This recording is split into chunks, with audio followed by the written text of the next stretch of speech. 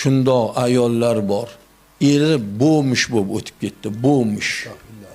O'lgunicha ishdi. O'lgunicha ishdi. Ayoli farzandlariga o'sha bo'mish aroqxo'r otasiga tik qaratmadi.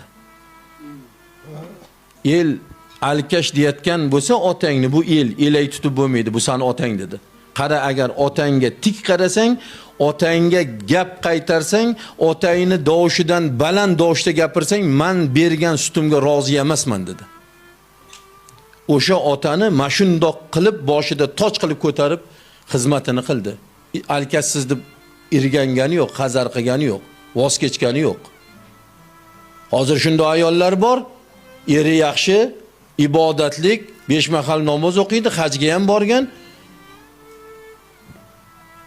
Farzandlariga aytayaptiki, bu dadang bo'lib senga nima qilib berdi? Tagingga bitta yaxshi mashina olib berdimi deyapti. Yo dang'illanma uchastka qurib berdimi? Nima qildi bu senga dadang bo'lib deyapti. Har kuni shu gapni quyapti. Natijada ibodatli namozxon otani oilada farzandlar o'rtasida qadr yo'q.